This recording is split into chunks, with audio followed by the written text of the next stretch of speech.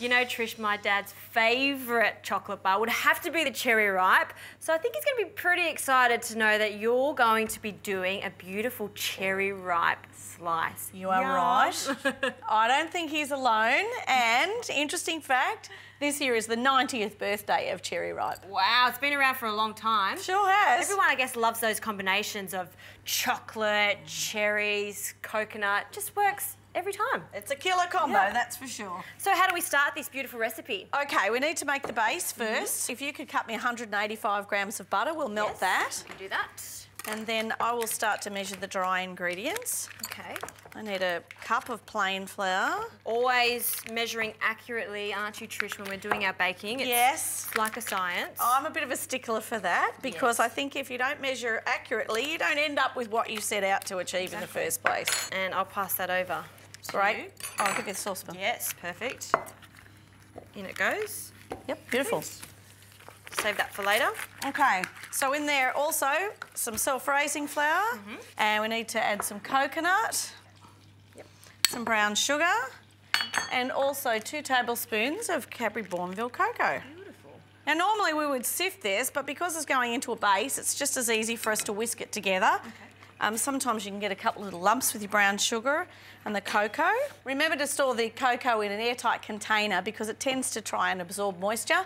So if it's airtight, that you won't have any of those lumps. Right, so that's all mixed together nicely. Okay, and the butter's ready, so I might pour that in. Yes, being very careful.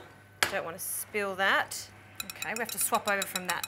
Sure. Whisk. I'll finish that off. And if you could start with the filling, we need to combine together condensed milk and also some cherries, some glacé cherries, and once again some more coconut to make that yummy coconutty filling. This is a sweet tooth's heaven. It is. And we don't need to chop up these cherries, or we've chopped them up just slightly in half. Yeah, chopped a little. Sometimes if they're too big, they kind of drag when you're trying to cut it into nice little slices, so. Oh, that smells good. So just press it in, and press it in nice and firm so that it holds together well when you cut. All right, coconut goes straight in there. Give that a good mix. I'm done here, so this needs to go into a moderate oven, 180 degrees Celsius, for around 15 to 20 minutes until that base is nice and crisp and cooked through. We can allow it to cool a little, and then we can pop the coconut and cherry mixture on the top and put it back into the same oven, 180 degrees, for around about 20 minutes until it's lightly golden on the top. A double baked slice. I mean, is there anything better? No, you're gonna love it.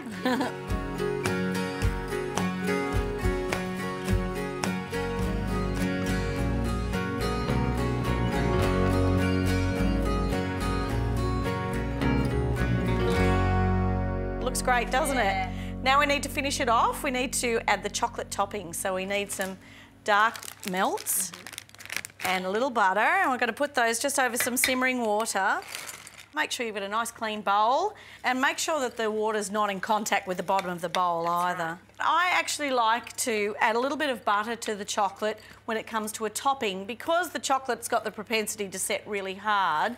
Sometimes it makes it hard to actually slice it without the chocolate shattering. So by melting the two of them together, you'll find that when you actually go to cut the slice, the actual topping is just that little bit softer and it doesn't break up and crack all over the place. Because I want those perfect cherry ripe slices. Absolutely, of course you do. So straight over.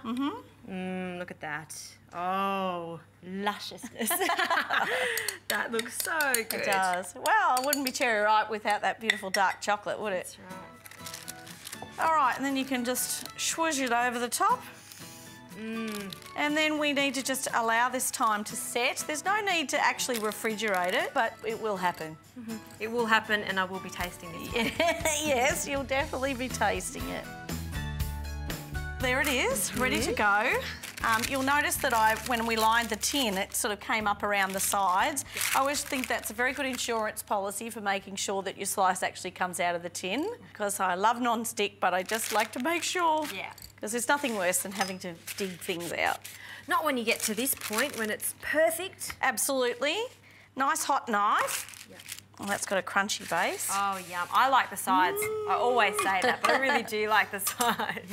I've always got somebody to help me with the sides at home too. And look at that, when we were talking about that chocolate, adding that little bit of butter, it's not snapping. The knife's just melting into that perfectly, so we're getting those perfect squares. All right, I can start putting them on our plate. I thought I'd choose a red plate that was appropriate for the cherries. Cherry ripe, that's right. Yummy. And I might try one of these little bits. Okie doke. Enjoy. I like all of your dishes, Trish. I'll tell you what, my dad, Colin, he's going to be very happy that he's got another one to add to his repertoire. He loves cherry ripe. There you go, Dad. That one's for you.